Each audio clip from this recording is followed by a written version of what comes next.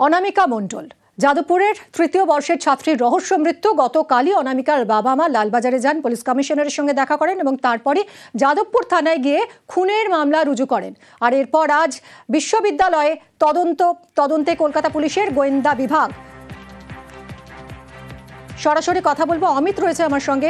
অমিত, আজ additional CP, DC, SSD তারা সবাই গেলেন যাদবপুর বিশ্ববিদ্যালয় ক্যাম্পাসে। ঠিক কি কি হলো, কি কি বিষয় দেখলেন তারা? দেখো, গোয়েন্দা প্রধান, অ্যাডিশনাল সিপি 2, ডিসি, এসএসডি তারা প্রত্যেকে এবং হোমিসাইড শাখার যারা অফিসার রয়েছেন তারা প্রত্যেকে এসেছিলেন আজকে যাদবপুর বিশ্ববিদ্যালয়ের 4 নম্বর গেটের ডান দিকে যে ঘটনাস্থল সেখানে। তারা ঘটনাস্থলে গিয়ে তারা এক্সামিন করেছেন, কারণ ইতিমধ্যেই অনামিকার বাবা মার তরফে অভিযোগ জানানো হয়েছে, লিখিত অভিযোগ যে তার মেয়েকে কেউ বা কারা খুন করে থাকতে পারে। খুনের মামলা রুজু করে তদন্ত শুরু করা হয়েছে। তদন্তভার হাতে নিয়েছে গোয়েন্দা বিভাগের হোমিসাইড শাখা। কি কি বিষয় এক্সামিন করা হচ্ছে পুলিশের তরফে বা গোয়েন্দাদের তরফে? যে জায়গায় পড়ে গিয়েছিলেন সেই জায়গার গভীরতা কত, সেই জলাশয়ের গভীরতা কত, ওপর থেকে যে নিচের অংশ তার গভীরতা কত, এবং জলের একদম ডিপ কতটা রয়েছে সেই জায়গাটা এক্সামিন করা হয়েছে। তার জন্য বাঁশ নামিয়ে তার ফিতে দিয়ে মেপে দেখা হয়েছে যে দুটো অংশের গভীরতা কত রয়েছে, অর্থাৎ একদম পাড়ের গভীরতা কত রয়েছে এবং যে জায়গাটা পড়ে গিয়েছিল যেখান থেকে তাকে উদ্ধার করা হয়েছে তার গভীরতা কত, দুটোর গভীরতা নেওয়া হয়েছে। এবং ইতিমধ্যেই কথা বলা হয়েছে, কারণ এর আগে যাদবপুর থানার তরফে তদন্ত করা হচ্ছিল। যাদবপুর থানার তরফে বেশ কয়েকজনের স্টেটমেন্ট রেকর্ড করা হয়েছে ইতিমধ্যেই। সমস্ত কিছু কিন্তু তুলে দেওয়া হয়েছে গোয়েন্দা বিভাগের হাতে।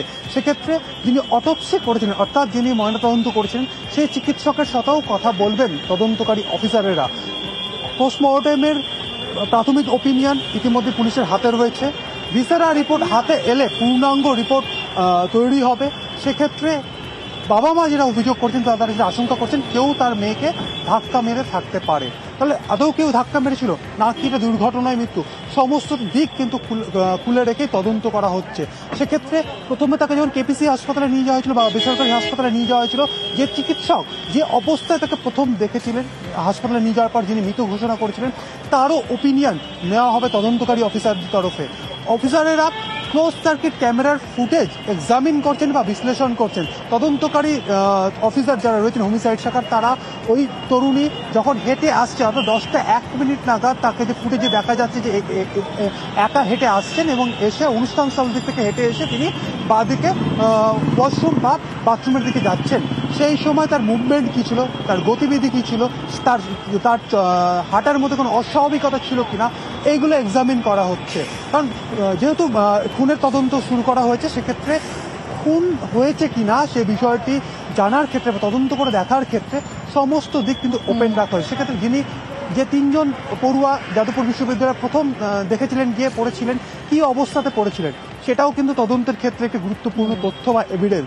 যিনি উদ্ধার করেছিলেন, তিনি জলে নেমে যে উদ্ধার করেছিলেন, তিনি কি অবস্থায় তরুণীকে তুলেছিলেন জল থেকে তোলার পর কখন থেকে হাসপাতালে নেওয়া হলো, তার মাঝের সময়ের ব্যবধান, সেই সময়টাতে কি করা হয়েছিল, সেটাও কিন্তু তদন্তের আওতায় রয়েছে। এছাড়া ঘটনাস্থল, সেখানে ওই তরুণী যাওয়ার আগের মুহূর্তে কেউ সেখানে গিয়েছিলেন কিনা, সেটাও কিন্তু সন্দেহের মধ্যে রয়েছে। যেহেতু খুনের অভিযোগ করা হচ্ছে, তার বাবা মা সাসপেক্ট করছে বা সন্দেহ করে তার মেয়েকে কেউ ধাক্কা মেরে দিতে পারে, সেক্ষেত্রে ওই তরুণীর ঘটনাস্থলে যাওয়ার আগে মুহূর্তে কেউ সেখানে গিয়েছিলেন কিনা, গিয়ে থাকলে কতক্ষণ আগে গিয়েছিলেন, তিনি বেরিয়ে এসেছিলেন কিনা, সমস্তটা কিন্তু 4 নম্বর গেটের ক্লোজ সার্কিট ক্যামেরা ফুটেজ থেকে তা কিন্তু স্পষ্ট হতে পারে। সেই জন্য 4 নম্বর গেটের মাথায় যে ক্লোজ সার্কিট ক্যামেরাটা বসানো রয়েছে, তার ফুটেজ কিন্তু পুঙ্খানুপুঙ্খভাবে বিশ্লেষণ করা হচ্ছে। এছাড়া যেটা সবচেয়ে গুরুত্বপূর্ণ, যে জায়গাটা ঘটনা হয়েছে, যে ওয়াশরুমের কথা বলা হয়েছে, ওয়াশরুম থেকে যে জায়গাটা পড়ে গেছে ওই দূরত্বটা কতটা, কিভাবে পড়লে ওই দূরত্বে পড়া যায়, ফরেন্সিক এক্সপার্টরা এসেছিলেন, ফরেন্সিক এক্সপার্টরা সেটা এক্সামিন করেছেন। এছাড়া অটোপসি সার্জন তিনি নিজে এসে এক্সামিন করে গেছে ঘটনা। সব মিলিয়ে খুনের ঘটনা তদন্ত করে সব দিক কিন্তু ওপেন রেখে। একদম, অনেক ধন্যবাদ অমিত। খড়দায় ছাত্রের রহস্য মৃত্যু, পুকুরে উদ্ধার 7ম শ্রেণীর ছাত্রের দেহ। খড়দার পানশিলা খালপাড় এলাকার ঘটনা। কথা বলবো সুবীরের সঙ্গে। সুবীর, কিভাবে মৃত্যু হলো এই ছাত্রের, কি বলছে পুলিশ? দেখো, আজকে এই ছাত্রের সম্রাট দাসের কিন্তু সপ্তম শ্রেণীর পরীক্ষার রেজাল্ট বেরোনোর কথা, এবং সেই জায়গা থেকে গতকাল সকালবেলা সে বাড়ি থেকে কিন্তু হাঁটার নাম করে বাড়ি থেকে বেরিয়ে যায়, এবং তারপরেই কিন্তু তার খোঁজ খবর পাওয়া যায় না। এবং তারপরে আজকে সকালবেলা একদম পাশের কল্যাণনগরের যে পুকুর, সেই পুকুর থেকে কিন্তু তার মৃতদেহ উদ্ধার করেছে, এবং স্থানীয় বাসিন্দারা দেখার পরে রওনা থানার পুলিশকে খবর দিলে পুলিশ এসে মৃতদেহ উদ্ধার করে নিয়ে যায়। এবং তার যে মা গতকাল কিন্তু আমাদেরকে জানিয়েছিলেন যে সে যে পরীক্ষা ভালো ফল তার হবে না, সেটা নিয়ে কিন্তু একটা মানসিক অবসাদে সে ভুগছিল। এবং এই গোটা বিষয়ে মৃতদেহ উদ্ধার হলো, এটা কি খুন নাকি আত্মহত্যা, গোটা ঘটনা তদন্ত শুরু করেছে রওনা থানার পুলিশ। ধন্যবাদ সুবীর। আমরা তো গতকালকে সকালে খবরটা পেয়ে সবাই ফেসবুকেও প্রচার করেছে, এবং থানা তো বলা হচ্ছে থানাও এফআইআর হয়েছে। সারা সকাল থেকে শুরু করে রাত পর্যন্ত পাইনি। আজকে সকালেই খবর পেলাম যে এরকম খুব মর্মান্তিক ঘটনা। এটা কি করে বলবো, ওটুকু বাচ্চা, এখন ওর ভেতরে কি ছিল না কি, এটা রহস্যজনক। এটা আমার কাছে নিজেরও মাথায় আসছে না, কোথা থেকে কিভাবে এই ঘটনা ঘটলো। মানে মা বাবার কাছে আর কিছু ভাষা নেই, বলারও ভাষা নেই। কি হয়েছে না হয়েছে প্রকৃতভাবে বলা খুব মুশকিল। প্রশাসন এসেছিল, প্রশাসন বডি নিয়ে গেছে, এখন তারা তদন্ত করে বের করতে পারবে কি প্রকৃত ঘটনা হয়েছিল। কালকে যখন আমরা সকালে খবর পাই, আমাদের পাড়ার সব লোক, ক্লাবের ছেলেরা সবাই, মানে কি বলবো, কোথাও কোনো জায়গা বাদ রাখা হয়নি খোঁজার জন্য, খুঁজে পাওয়া যায়নি ওকে। আজকে সকালবেলা আমি কাজে ছিলাম, তখন হঠাৎ ফোন পাই যে বডিটা ভেসে উঠেছে। 13-14 বছর বয়স, এখন তার মেন্টালিটি কোন দিকে গ্রো করেছে, কি তার চিন্তা ভাবনা ছিল, সেটা বলা খুব মুশকিল এই জায়গায় দাঁড়িয়ে। একটা পোস্টারের ছবি দেখাবো আপনাদের, দেখুন মহিষাদলের বাড়ির দরজায় পোস্টার। কেন এই পোস্টারে লেখা রয়েছে চাঁদার জ্বালায় অতিষ্ঠ হয়ে এই পোস্টার, এবং যেখানে অনুদান দেওয়া হচ্ছে রাজ্য সরকারের তরফে, সেখানে চাঁদা চাইতে আসবেন না বলে এই পোস্টার দেওয়া হয়েছে। সরাসরি চলে যাব, আমার সঙ্গে সুজিত রয়েছে, সুজিতের সঙ্গে কথা বলবো। সুজিত, এই যে পোস্টার, এই পোস্টার রীতিমতো অতিষ্ঠ হয়ে যে পোস্টার, সেই পোস্টারে উল্লেখ করা রয়েছে চাঁদা চাইতে আসবেন না, ঠিক কি হয়েছিল ঘটনাটা? এবং বলা যায় যে চাঁদা চাইতে আসছেন যারা, তাদেরকে সরাসরি বলে দিচ্ছেন, গৃহস্থের যারা আছেন তারা বলছেন যে আমরা চাঁদা দিতে দিতে বলা যায় একবারে বিরক্ত। এবং তারা বলছেন, এও যুক্তি দিচ্ছেন, যখন রাজ্য সরকার, যখন মুখ্যমন্ত্রী মমতা বন্দ্যোপাধ্যায় পুজো কমিটিগুলোকে 1,10,000 টাকা দিচ্ছেন, তারপরেও কেন আমাদের মতো সাধারণ মানুষের কাছে চাঁদা নেবেন। কারণ তারা বলছেন যে এভাবে চাঁদা দিতে গিয়ে তারা রীতিমতো বলা যায় যে তাদের ক্ষতি হচ্ছে। তারা পুজোর মুখে কেনাকাটা করবেন, টাকা তার থেকে আয় নেই তো ব্যয় হচ্ছে।